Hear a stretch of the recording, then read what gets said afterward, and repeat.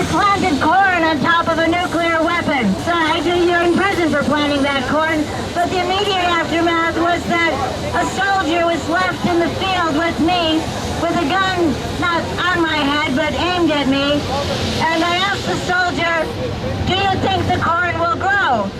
And he said, I don't know, ma'am, but I sure hope so. And then I asked him if he'd like to say a prayer, and he said yes, and I said a prayer. And then he asked me, ma'am, would you like a drink of water? And I said, oh yes, please. It was a hot day like this. And I tipped my head back, and I can still feel the water dribbling down my chin. That soldier took a risk. Maybe he put the gun down, I don't really know. But he squeezed his canteen in order to pour water down ma'am's throat. Would you stay with that question with me for a moment? Ma'am, would you like a drink of water? As we stood over the nuclear weapon he was supposed to guard, and he took a risk to offer ma'am a drink of water, a perfect stranger. And I must have seemed strange to him. If only we could ask that question, would you like a drink of water? Ask that question to a child in Yemen. As Carmen has described to us, the awful situation people in Yemen face. Nowhere to turn, nowhere to hide. We can bring it closer and say, could we ask that question to someone in Flint, Michigan? Could we ask that question to future generations who may endure water shortages and dirty water?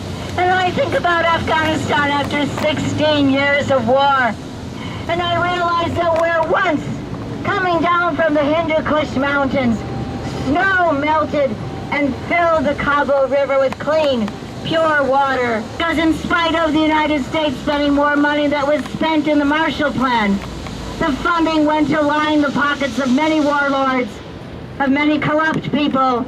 And coming down the mountainside now is the sewage from people's homes who have no latrines, who have no clean water, who have very little dignity left to them, who've been pushed off their land by battles and conflicts.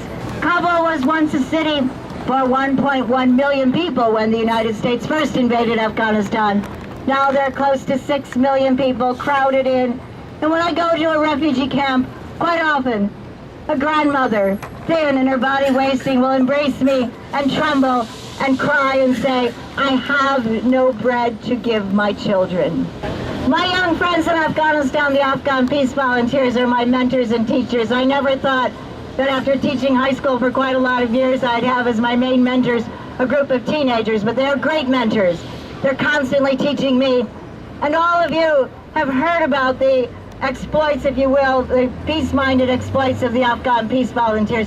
They deserve our attention.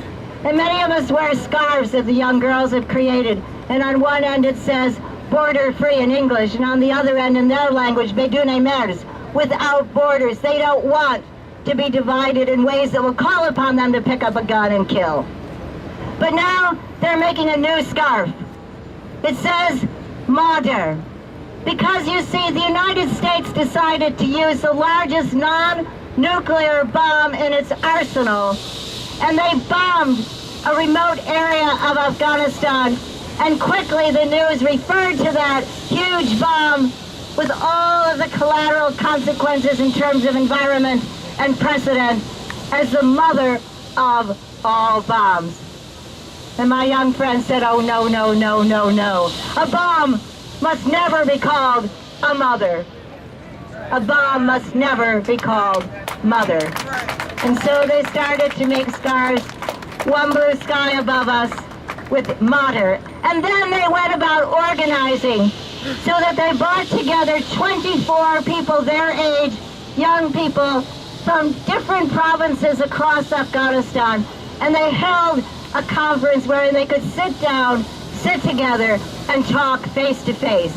We're here today to mourn the war of choice, to mourn the senseless deaths. In Middle Eastern and Arab countries and in Afghanistan, people often gather together in a tent when they come together for a funeral, and we should be in a tent outside the offices of CNN, outside the missions to the United Nations, especially the U.S., the Saudi missions, outside the Pentagon. We should ask people to sit down and talk with us face to face and help us understand why repeatedly they coach people in the United States not to care. Why do they want to do that? I can go back in my own history and recall in Rio de Janeiro, President Bush going to a summit where people were trying to care about the earth. And the mantra was from the United States way of life is a non-negotiable.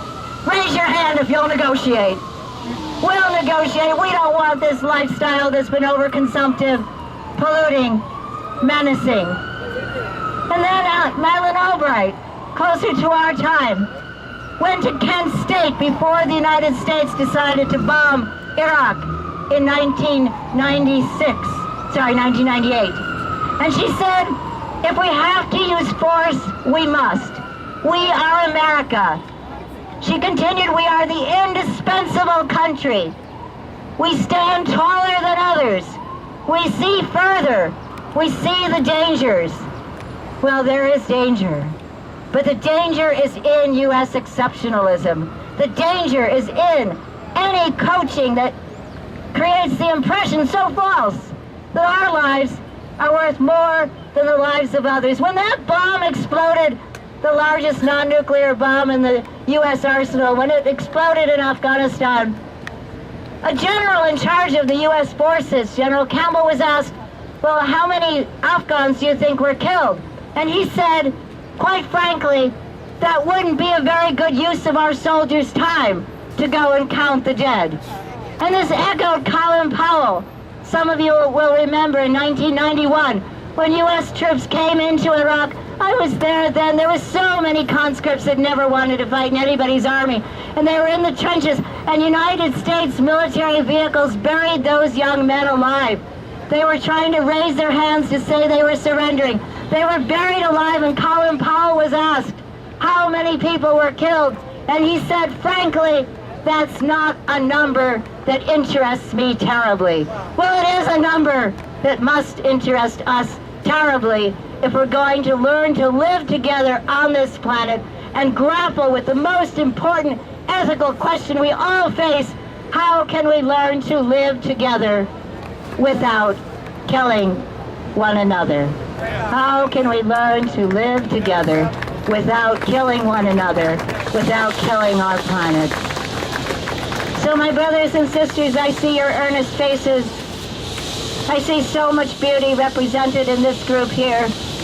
I remember Dorothy Day's belief that the world will be saved by beauty. And it's the beauty of a purpose-filled life, knowing that we have good reason to come together, to be the beloved community, to join our forces, to welcome our friends from Yemen who've come today. People are trying very hard to learn ways to communicate their beliefs that they don't want to continue to be in a setting where weapons are the only answer. So to communicate that solidarity, Kathy is actually helping with English language classes, but we should be learning the language of other people, learning their languages, learning how to speak the words that lead to peace and drop the weapons, and ask that question every day: would you like a drink of cold, clear, pure water? Thank you very much. Thank you.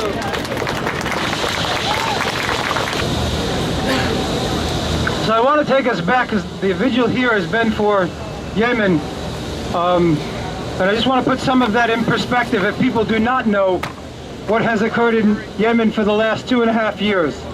A wildly illicit Saudi bombing campaign.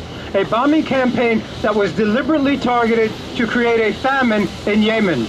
So the Saudi bombing campaign targeted agricultural facilities, it targeted grain silos, it targeted ports and bridges, it targeted the port of Hodeidah, which is the port through which the country of Yemen receives 70% of its food, fuel, and medicine annually. They did that against the express wishes of the Obama administration. They bombed the port, knocking out 4 of its 5 cranes. The World Food Project, an American organization, actually purchased 3 cranes to have installed at the port of Hodeidah. To this day, to this very day, Saudi Arabia has refused to allow the United States to put in the cranes that would bring that port back to life. To this day, they blockade that port. The campaign to starve Yemen was fantastically successful. So 7 million Yemenis right now live on the brink of starvation. 20 million Yemenis of a population of 28 million are food insecure. 385,000 children in Yemen suffer severe acute malnutrition, which is to say they are starving. If they should survive, they are likely to suffer developmental difficulties for the rest of their life. So the campaign was remarkably successful, and then it was joined by its deadly counterpart. The compromised immune systems, the famine, were joined by the deadly counterpart, which is plague. The largest cholera outbreak in human history. At this moment in time, over 700,000, nearly 800,000 people in Yemen have been stricken with cholera.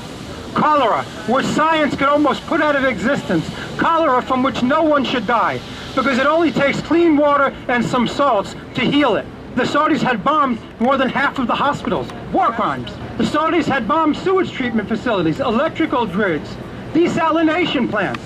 Less than half of the population of Yemen has access to clean water. Less than half of the population of Yemen has any access whatsoever to medical care. And so the cholera epidemic blossomed. While we've been doing this vigil over the past several months, we have watched the numbers grow incrementally each week. Now is the rainy season. Cholera is a waterborne disease. The United Nations fears that over 1 million people will be stricken with cholera in Yemen in the next couple of months. Recently, Yemen has become a news item.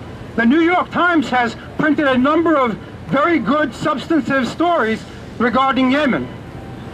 However, in 3 weeks of September, there was no reportage in the mainstream media on the fact that the Human Rights Council of the United Nations was meeting in Geneva, and the main item on their agenda was whether or not Saudi Arabia ought to be subject to a war crimes inquiry. This is exactly when we were told that the women in Saudi Arabia are now free to drive. Well, not now. Maybe in 2018 that will come on board. But Saudi Arabia went on a charm campaign.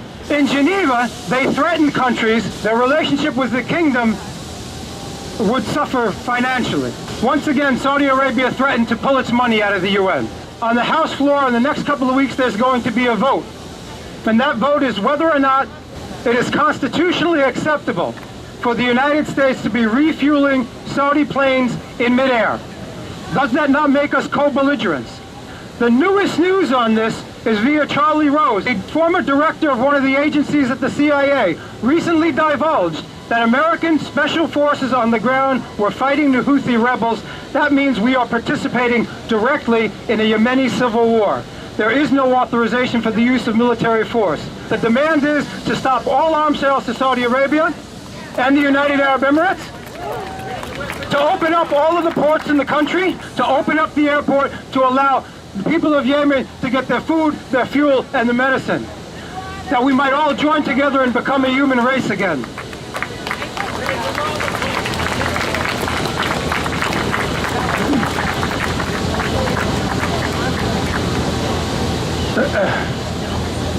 I don't know now.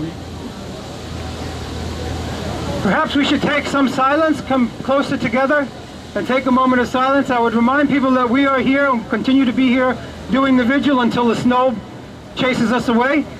And the campaign will continue. At some point there may be other things to do. Maybe there needs to be a visit to the embassies of Saudi Arabia, United Nations embassies, Saudi Arabia, the United Arab Emirates, and others. So please come and join us Saturday from 11 to 1 here at the park. And keep your eye, of course, on the War Resistance League always, the Granny's Peace Brigades, the 15th Street Quakers, the Benin Casa community, the Catholic Worker, and others. So maybe we can circle up and take some silence regarding the 16th anniversary of the War on Terror. The War on Terror that, remember, it's interesting to remember, it's not happenstance. We were told at the time We were told by George W. Bush at the time that this war will last for generations. Generations plural, they said. And we're on our way. Unless we are going to seize control of our country once again, unless we are going to become a decent democracy once again with respect for human rights. Let's just join together and have a moment of silence, huh?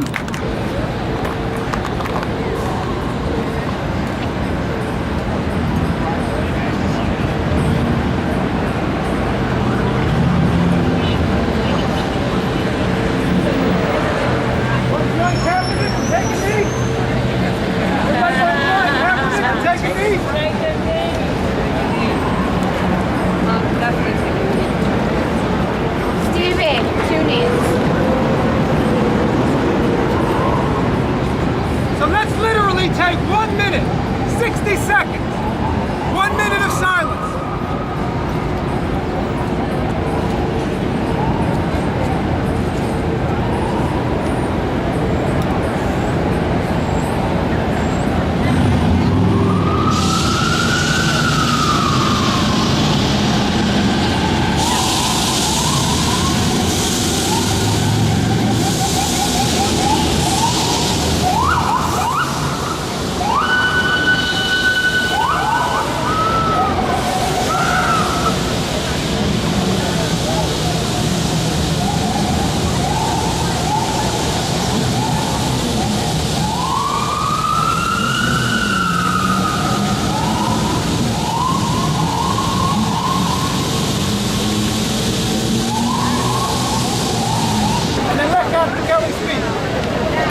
This is what we need. We need teachings like this. Let's give Carmen a big hand. We need more teachings. Don't you agree? He has so much great information. And I'm Debra Sweet, and I'm the director of World Can't Wait and involved with refusefascism.org.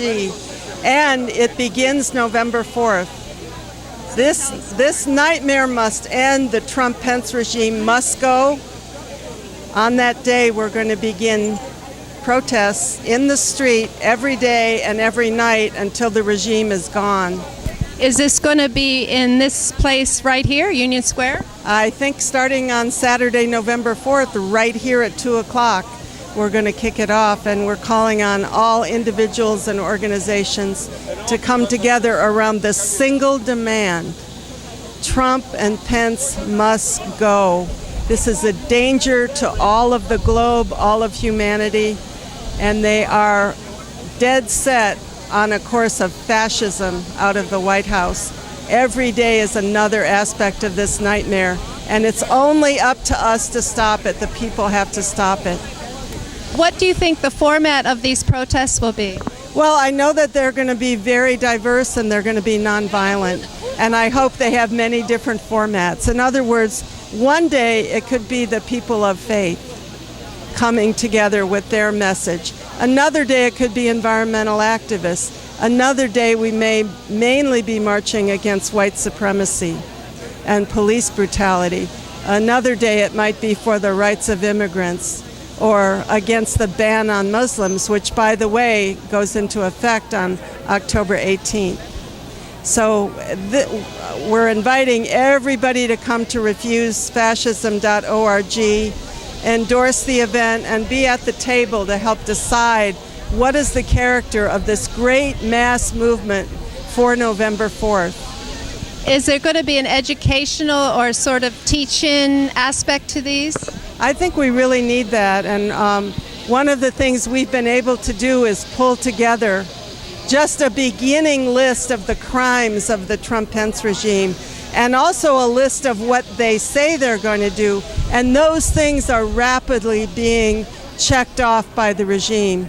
So we really have to get people aware of and grappling with what's going on. And we're calling on everybody who has expertise, whether it's on immigration, on police brutality, on the destruction of the environment, to come together and help do this. This is a people's effort that really depends on the one thing that we have left, and that is the conscious activity of the people. That sounds really like a good approach. How do you draw people in? People who may, sometimes they get put off by loud screaming, or how do you draw them in? Well, I think there's many different styles, and that's fine. It's very important that faith leaders and religious people are involved, simply because you can't have a movement of this dimension without having the conscience be brought in. Now, I'm not religious. I'm not religious at all, but I understand that people are coming at this out of a great need, as Kathy Kelly was talking about earlier, to figure out how people can live together. And nobody's going to be able to live under this regime if they fully consolidate fascism, and we have to bring all those voices in.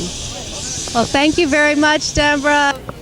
This is Kathy Kelly from Creative Voices for Creative Nonviolence. And I know you've been talking for what seems like hours, so we're going to make this very short to let you get some rest. Yeah, or you could look at him.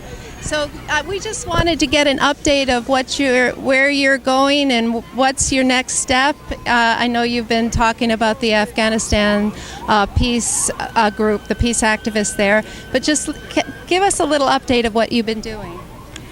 Well, I think this is such an auspicious time to continue working hard to educate people about the dangers we face. I get invited to speak with groups now and then, and I often quote Madeleine Albright, who said that we are the indispensable nation. We stand taller than others. We see further. We can see the dangers. Well, she was thinking that we in the United States were endangered because other people might attack us. But in this global war on terror, we become a very, very menacing country. And I think increasingly people are beginning to recognize something's very wrong. We don't have the money to deal with climate catastrophes. We increasingly find other people in other parts of the world, including Europe, are beginning to feel very angry with us as a country, and we're led by a president who's reckless, and people in our own government don't pay attention to him. We certainly can't expect that people would pay attention abroad, but meanwhile the Congress votes $700 billion for more weaponry. And I know Peace Action has worked hard to counteract that.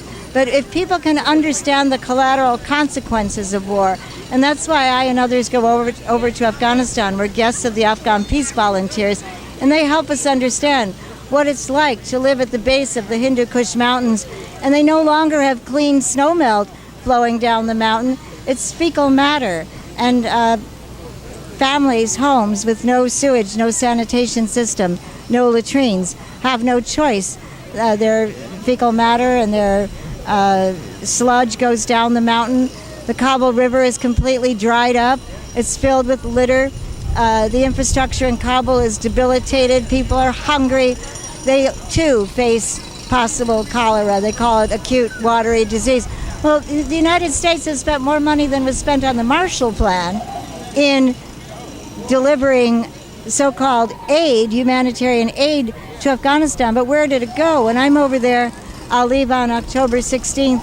We're lucky if we have electricity every other day. And in the winter, we're lucky because the kids can go out and get wood, and we can have fuel for wood fires at night.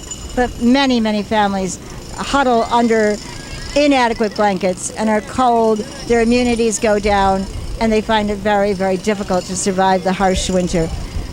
Kabul was a city built for 1.1 million people in 2001. Now there are 6 million people, so many who fled the wars, and they live in refugee camps. And I know one refugee camp that's right across from a U.S. military base, and the trucks go in every day with water and food and fuel for the U.S. people. I think that young people in the United States and the campuses are hungry for information. What's the best way, how could teach-ins be successful again in the United States? Once upon a time, Voices would go right into the campuses with a big bus.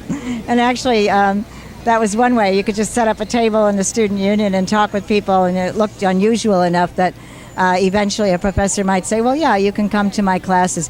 We need professors, tenured professors, to take a risk and organize those teach-ins.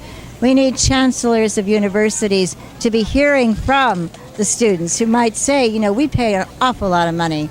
We might end as indentured servants when we leave this campus. We need to learn about the world we're really heading into, and we want teach-ins. Yeah.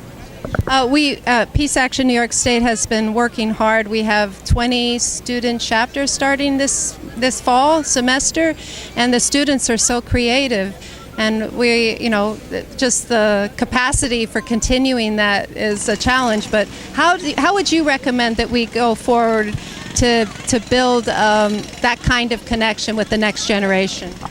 You know, I recall a conversation on the phone with 5 or 6 young college students organized by Peace Action to help organize other chapters. And I think that's the way, relationship.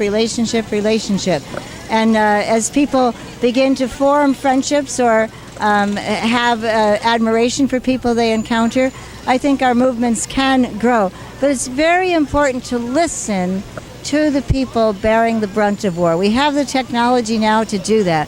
We need to hear from young people in Afghanistan, in Yemen, in Gaza, in Pakistan, in Somalia, in so many countries where people are facing disease and starvation and will bear the brunt of that $700 billion budget for war.